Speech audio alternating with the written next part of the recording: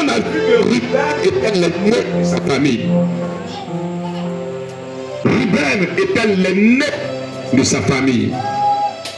Mais on a vu que par le comportement de Ruben, son père, son papa biologique, l'a disqualifié. Et nous avons dit hier que tu peux réparer le tort que tu as causé. Hier, tu peux, comme le fils prodigue, revenir à la maison. Hier, tu peux te racheter. C'était une saison. C'était un message. Amen. Alléluia. Aujourd'hui, bien aimé, c'est le deuxième jour. Et je vais bénir la jointe éternelle qui sont là. Que Dieu bénisse leur vie. Que Dieu bénisse tous les hommes de Dieu qui sont là. Que Dieu les élève davantage. Et que la main du Seigneur se tende sur la vie de quelqu'un. Que la main de Dieu soit sur la vie de quelqu'un. Que la main de Dieu soit sur la vie d'une personne. Genèse 49, le verset 1. Et puis nous serons bénis. Le thème du programme, c'est créer ta saison. C'est le thème du programme. Il faut créer ta saison. Parce qu'à la vérité, bien aimé, ta décision détermine ta saison. Yes. Alléluia. Nous pouvons être dans la même maison, mais ne pas avoir la même saison. Yes. Il ploie les genoux. Il se couche comme un jeune lion. Comme une lionne. Qui le fera lever. Le sceptre ne s'éloignera point de Juda. Oui. Ni le bâton souverain. Dans ses pieds. Oui. Jusqu'à ce que vienne le Shiloh. Oui. Et que les peuples lui obéissent. Verset 11. Il attache à la vigne son âne. Oui. Et au meilleur sceptre le petit de son ânesse. Oui. Il lave le vin de son vêtement. Il lave dans le vin son vêtement. Zabulon. Zabulon habitera sur la côte des mers. Oui. Il sera sur la côte des navires. Et sa limite s'étendra du côté de Sidon. Verset 14. Isaacar est un âne robuste qui se couche dans les étapes. Oui, verset 15. Il voit que le lieu où il repose est agréable. Et que la contrée est magnifique. Oui. Il coupe son épaule sur le fardeau. Oui. Il assujettit à un tribut. Verset 13. Dan. Donc jugera son peuple. Oui. Comme l'une des tribus d'Israël. Verset 17. Donc sera un serpent sur le chemin. Oui. Un vipère sur le sentier. Une vipère sur le sentier. Mordant le talon du cheval. Pour que le cavalier tombe à la renverse. J'espère en ton secours, ô Éternel. Verset 19. Garde. Assaillis par des bandes armées. Oui. Mais il les assaillira et les poursuivra. Verset 20. Assez produit une nourriture. Excellente. Il fournira les mains délicates des rois. Verset 21. Nephtali est une biche en liberté. Une biche en liberté. Il préfère de belles paroles. Verset 22. Joseph est le rejeton d'un arbre fertile. Oui. Le rejeton d'un arbre fertile près d'une source. Les branches se lèvent au-dessus de la muraille. Verset 27. Ils l'ont provoqué. Verset 27.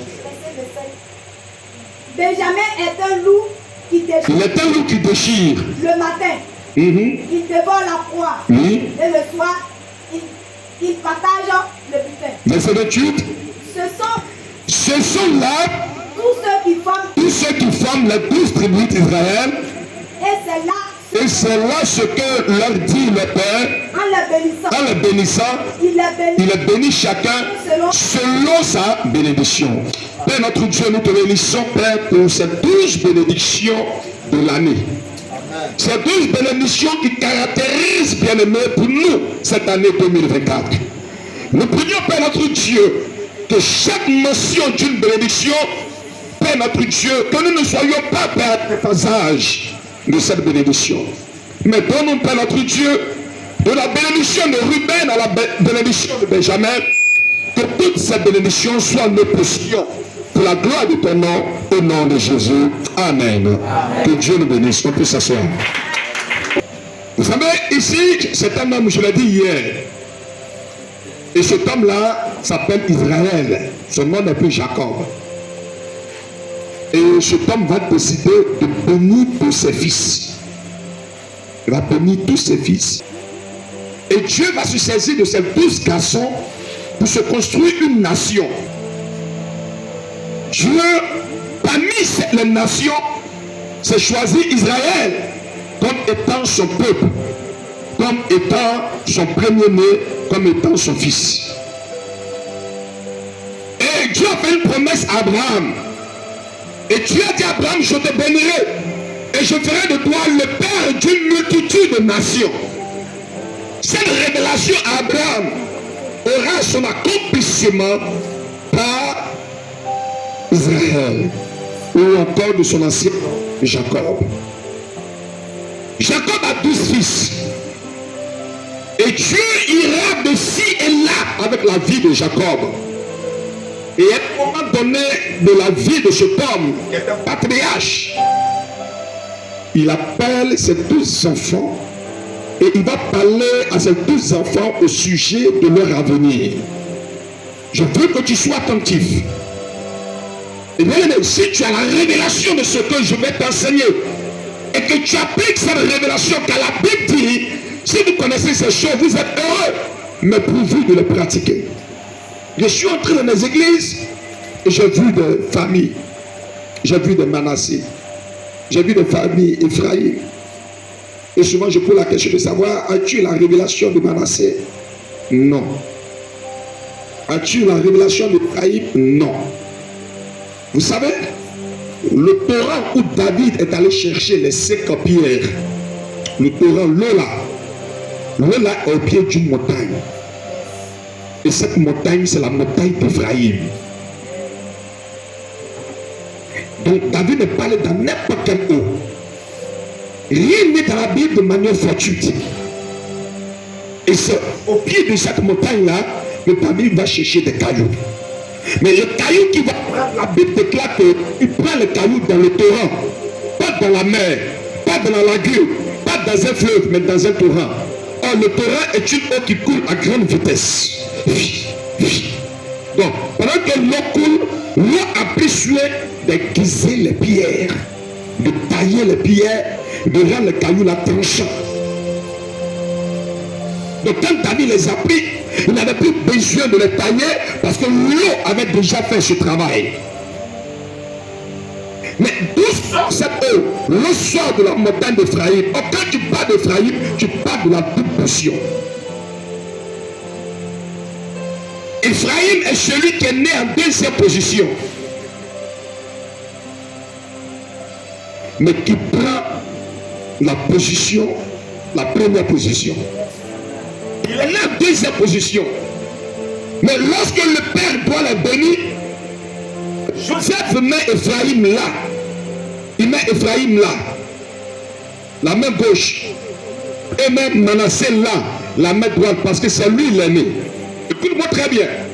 Je veux te parler, bien-aimé, de la prééminence ce soir. En 10 minutes, et attaquer le deuxième fils. Pas selon le père, mais le deuxième fils selon la divinité de Dieu. Qui a l'œil de Dieu. Israël qui a une alliance avec Dieu. Israël qui a combattu avec l'ange. Bien-aimé, écoutez-moi très bien. La Bible déclare que Jacob est celui qui a la révélation de l'échelle. Jacob est celui qui dort et qui voit les anges qui montent et qui descendent. C'est lui qui a la révélation. Aussi longtemps que Joseph, le fils de Jacob, n'avait pas reçu le manteau de son père, il n'avait pas la capacité de rêver.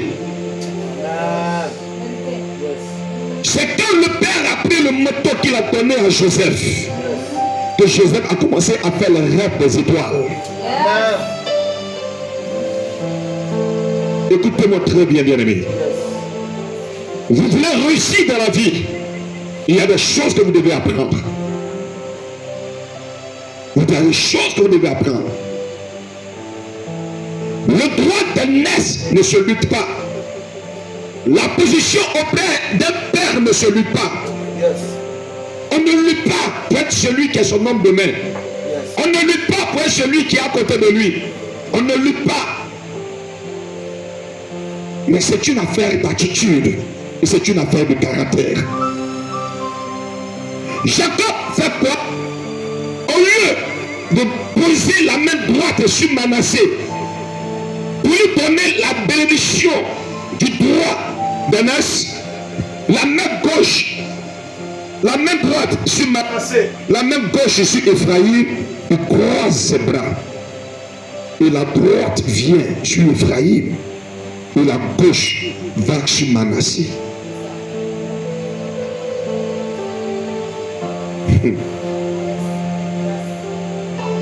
Je veux dire à quelqu'un, je ne sais pas quel est le rang que tu occupes dans ta famille. Je ne sais pas quelle est la position que tu occupes dans ta famille.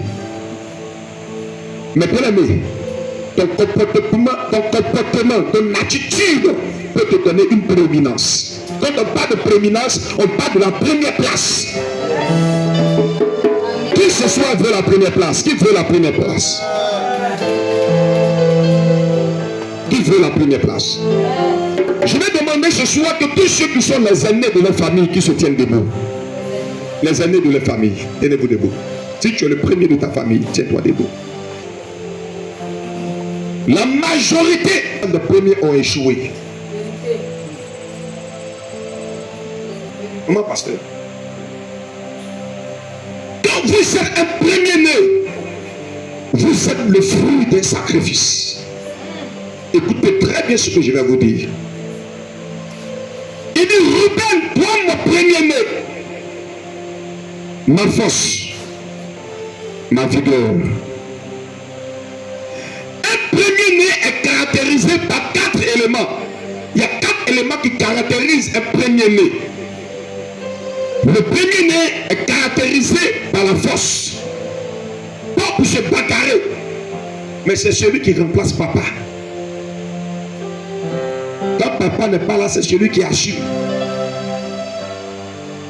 Quand il grandit là, à un moment donné, là, la scolarité des jeunes là, des plus jeunes là, se repose sur lui. Quelqu'un me suit? Un premier-né est caractérisé par la prééminence. Quand le père tourne dos, c'est lui qu'on cherche.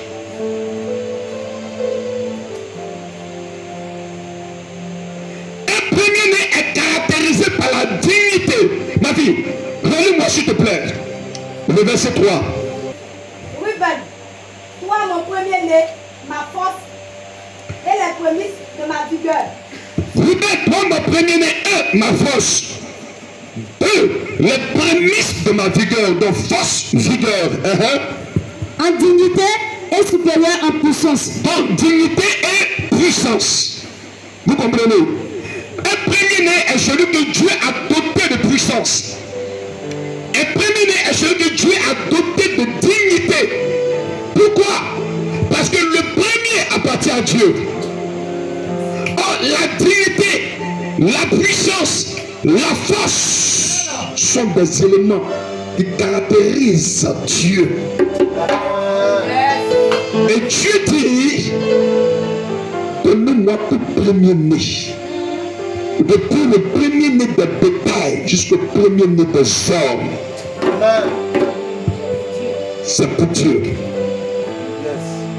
Donc quand tu es un enfant, ton premier-né là, ça ne t'appartient pas, ça appartient à Dieu.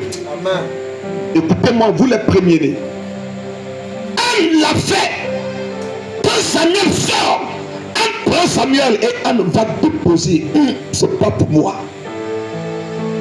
Quand vous êtes né là, est-ce qu'on vous a donné à Dieu? Non.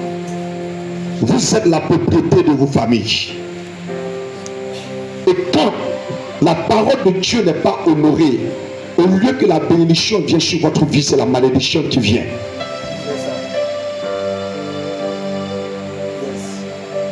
Parce que Dieu dit que le premier l'appartient. Lorsque les enfants d'Israël partirent à Canaan, pendant leur conquête de la terre de Canaan, Jéricho, Qu'est-ce que Jésus a dit? Jésus a dit ne prélevez rien. Tout ce que nous allons trouver dans cette ville-là appartient à l'Éternel. Tout ce que tu vas trouver dans cette ville appartient à l'Éternel. Il y avait un qui s'est cru le plus rusé. Il a pris, il a mis dans son sac. Écoutez, peuple de Dieu, la Bible déclare que toute sa famille est passée par le feu. Toute sa famille. Que un premier-né n'est pas consacré à Dieu, il devient un problème. La malédiction le poursuit. Vous savez parce que beaucoup de personnes travaillent mais ne reçoivent jamais. Parce qu'ils n'ont jamais donné leur premier salaire à Dieu. Tout premier appartient à l'Éternel. Écoutez très bien ce que je vais vous dire. Si vous l'appliquez, vous allez sauver votre vie. Il dit, Ruben, tu es mon premier-né. Mais toi, Ruben, là, tu n'auras pas la première place. Écoutez, je suis certes formateur, mais je suis un homme de délivrance. Et je reçois des personnes, je croise des premiers-nés, des vies difficiles. Vous savez, j'ai une chose. Là-bas, à vue claire dedans, Léa était encore dans sa maison. Là-bas, compris. Mais là-bas, c'est que si Rachel sort de cette maison-là, Léa, toi qui es premier-né, tu vas rester là.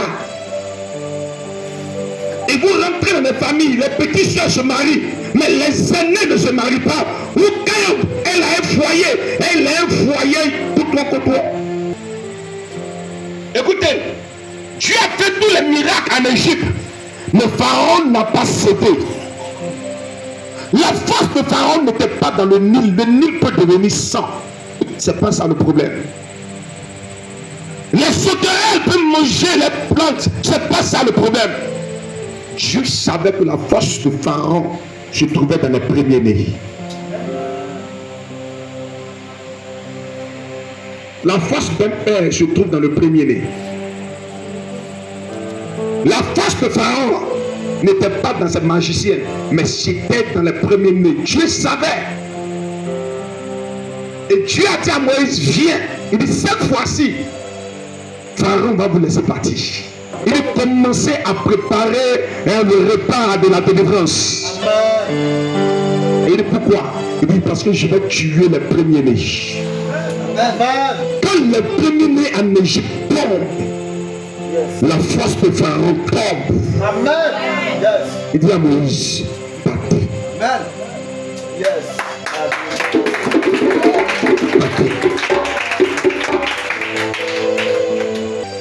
Moi ce soir je vais prier pour vous et prier pour tout le monde. Mais comme je suis dans la dimension de Ruben, c'est pourquoi je vous parle. Vous devez vous lever.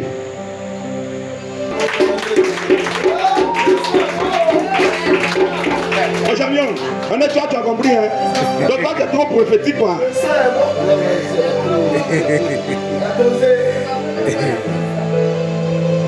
Rien n'est fait dans la Bible comme cela au hasard. Rien n'est fait. Je vais prier pour vous. Et puis je vais avancer dans le programme. Il a joué, il n'a pas échoué. Il a échoué. Le premier d'Adam s'appelle comment? Caïn. Il a échoué, mais il n'a pas échoué. Il a échoué. Je suis sûr. On peut continuer. Hein? On va prendre juste les noms que vous connaissez. Le premier né d'Abraham, il s'appelle comment? Ismaël. Il a échoué, mais il n'a pas échoué. Il a échoué. Bon, je prends juste les noms que vous connaissez. Le premier né d'Isaac s'appelle comment? Esaü. Il a échoué, mais il n'a pas échoué. Il a échoué. D'accord. Le premier né de Jacob s'appelle comment? Tu viens de dire. Ruben. Il a échoué, mais il n'a pas échoué. Il a échoué. Le premier né de Joseph s'appelle comment? Manassé. Il a échoué, mais il n'a pas échoué. D'accord. Je vous donne seulement les noms que vous connaissez. Il y a le premier né de Judas. Il s'appelle Er. Ouais, si je ne me trompe pas. Il a échoué. Bon, lui-même, c'est Dieu qui l'a tué.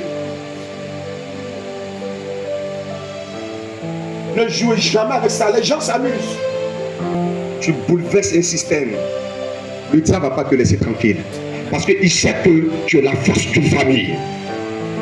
Il sait que tu es le binôme du père. Tu es le bras droit du père. Parce que normalement, le premier ne le père doit être comme cela. Quand le papa est faible, c'est lui qui porte tous ceux qui sont derrière lui. Et regardez ce que la Bible dit. La Bible dit, quand le chef, quand la tête est frappée, il dit tout le reste se disperse. Et c'est pourquoi le Seigneur dit, donne-moi la prémisse. Donnez la prémisse à Dieu. Je vais prier pour vous. Pour passer à d'autres choses. Et que la malédiction de Ruben quitte votre vie. Et que Dieu vous accorde la prééminence. Voici le premier père de Parleran.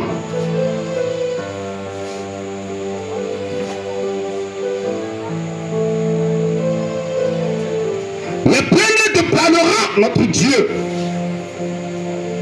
Et nous avons vu comment est-ce que Ruben, quand le père parlant à propos de leur devenir, il a dit, toi tu es le premier qui est sorti de mon ventre. Mais tu ne seras pas le premier dans tes entreprises, le premier dans tes études, le premier dans ce que tu fais.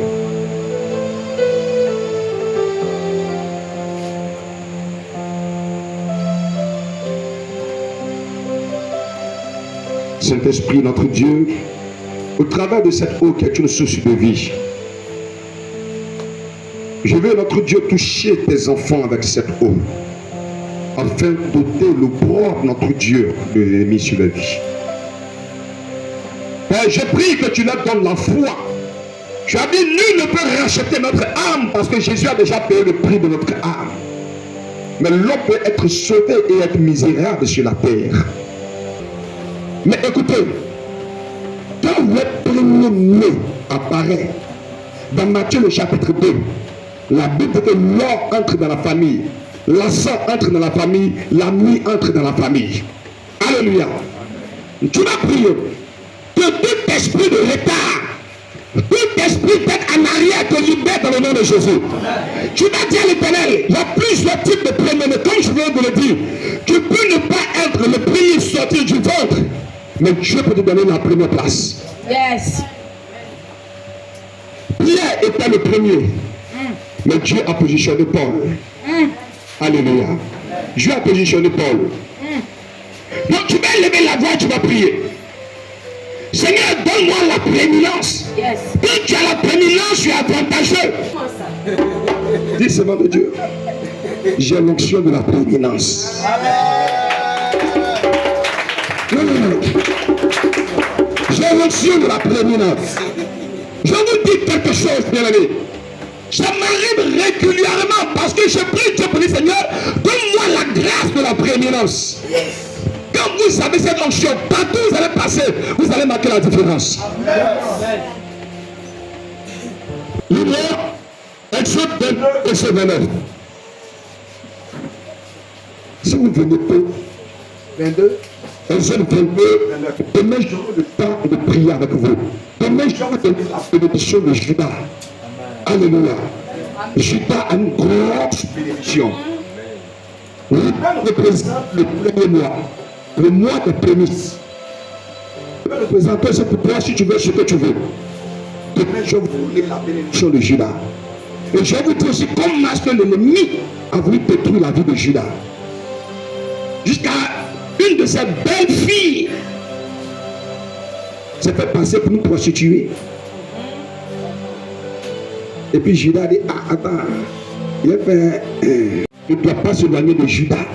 Mais Judas a mis le sceptre entre les mains de Tamar. Yes.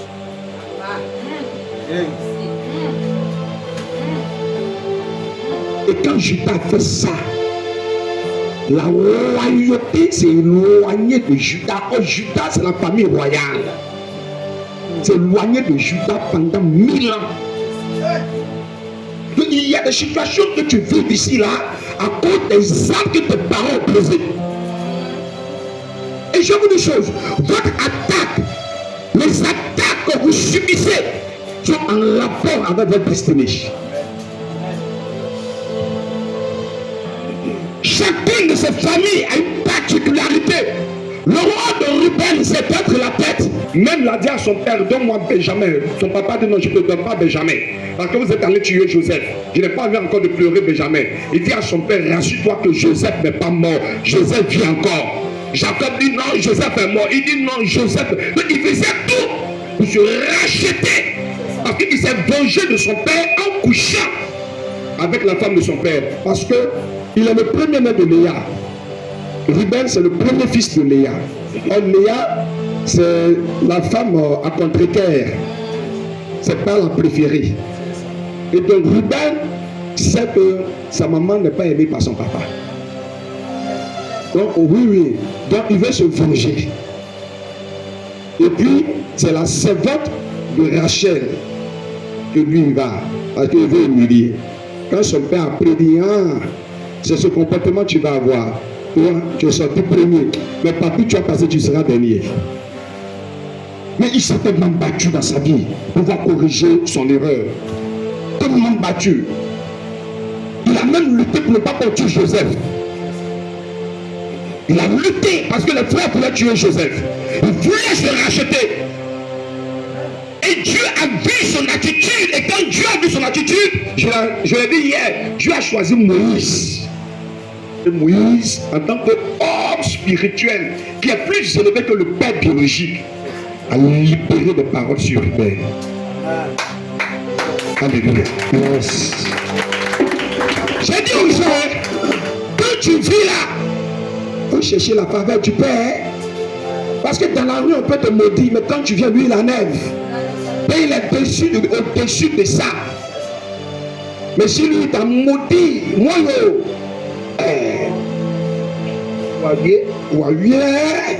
t'as maudit. Si tu vas voir un homme de Dieu qui est vraiment de Dieu, il va te dire, tu as offensé un homme de Dieu. Il va vers lui, il va lui demander pardon. Parce que même les 3 amis de Job, Dieu leur a dit, vous avez offensé Job. Prenez une offrande, allez lui demander pardon. Et parce que ce que Dieu dit, si Job accepte votre offrande, alors moi, je vais vous pardonner. Donc votre pardon dépend de l'acceptation de Job. Les gens cherchent les palabres à leur père spirituel. Ils sont dangereux. Je vais te parler de Lévi et de Siméon. Le Seigneur dit qu'il va les disperser dans Juda. C'est pourquoi ils n'ont pas d'héritage. Ils n'ont pas d'héritage. Parce que Dieu les a dispersés dans Israël. Dieu leur dit non, partagez les terres, mais eux n'ont pas d'héritage. Je vais les isoler, les papiers au milieu de vous. Tu le crois, tu ne sais pas, non, c'est un médit, tu lui manques de respect. Il te tourne, il te maudit, et puis les joues sortent de la bouche et puis t'avales.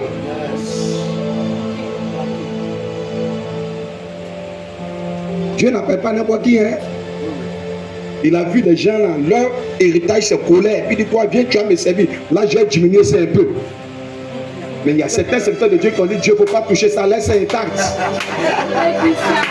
Oh yes. Demain, venez tôt. Je vous fais entrer dans la bénédiction de Judas. Quand vous allez partir, la royauté va se rattacher à votre vie. Alléluia. La royauté va se rattacher à votre vie. Je te donne un verset. Lis-moi le verset.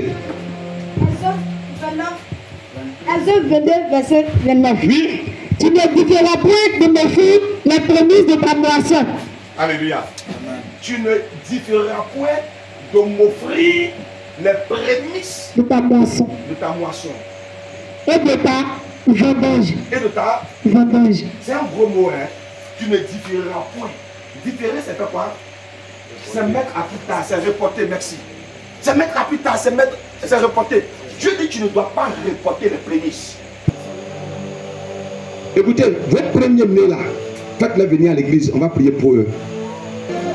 Je dis, la maison n'a pas été consacrée. C'est ça même. La maison a été saluée. C'est ça.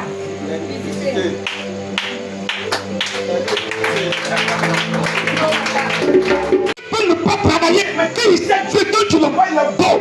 Il est beau que celui qui est salé par moi.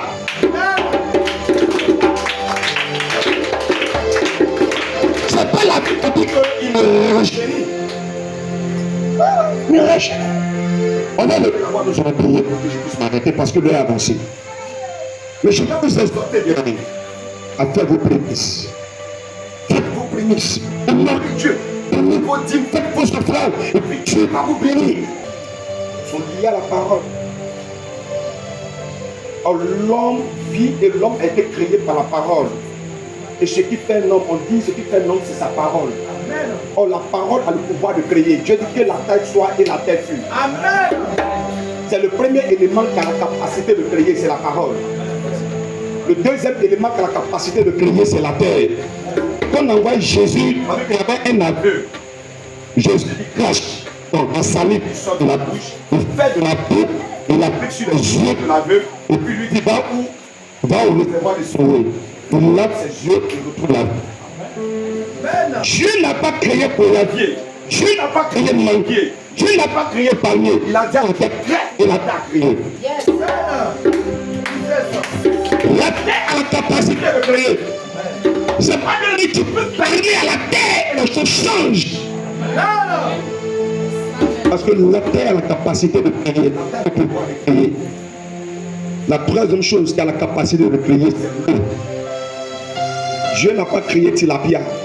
Dieu n'a pas créé brochet. Il dit que la mer produise et l'eau a produit. C'est pourquoi la piscine de Bethesda, quand un malade tombe dans l'eau, l'eau crée la guérison et puis sort. Parce que l'eau a la capacité de créer.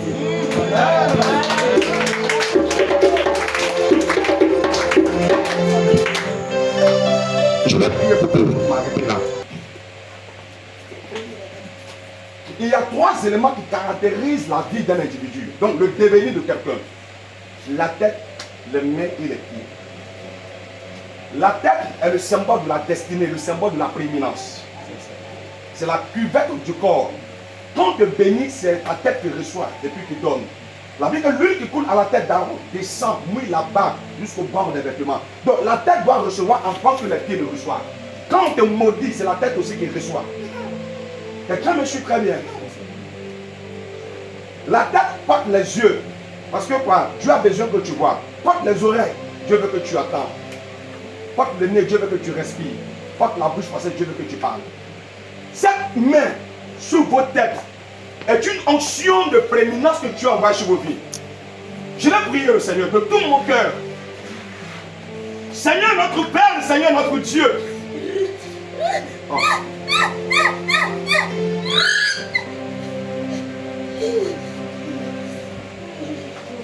Cette nuit, tu vas transporter tes enfants, Père, dans une autre dimension. Car tu as dit, vous ne serez plus à la queue, mais vous serez à la tête. Je refuse, Père notre Dieu, d'être toujours le prier. Je refuse d'être celui qui mendie son Père. Je refuse d'être celui qui attend qu'on lui donne avant de se réaliser.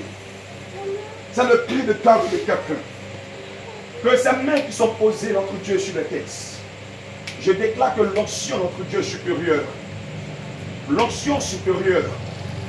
L'onction supérieure descend sur la vie. L'onction de la prééminence descend sur la vie. Que la grâce de Dieu les localise. Bénis tes serviteurs et tes servantes qui sont sortis. Fasse que leur vie brille. Fasse illuminer, fasse éclairer notre Dieu leur destinée. Et que le pauvre, la honte, notre Dieu, les quitte au nom de Jésus-Christ. Toute frustration programmée, les quitte au nom de Jésus-Christ. Toute amertume, les quitte au nom de Jésus-Christ. Permets notre Dieu que la vie soit des vies de triomphe, des vies de joie, des vies de témoignage, pour la gloire de ton nom. Seigneur, merci de les bénir. Au nom de Jésus. Amen. Amen. Que Dieu vous bénisse. Croyez que c'est fait. Père de Dieu, c'est toi debout et je vais terminer.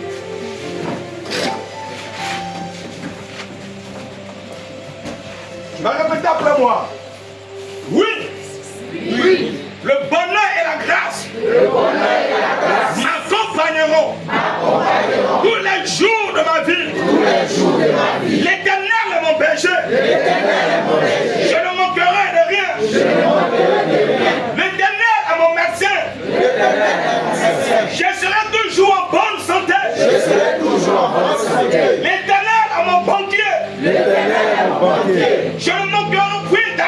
Je ne manquerai point d'argent. Oui. Le bonheur et la grâce. M'accompagneront. Pour les jours de ma vie. Et moi. J'habiterai dans la joie. J'habiterai dans la réussite. Et moi. J'aurai ce que mon cœur désire. Au nom de Jésus. Amen. De là où s'arrête la main de l'homme.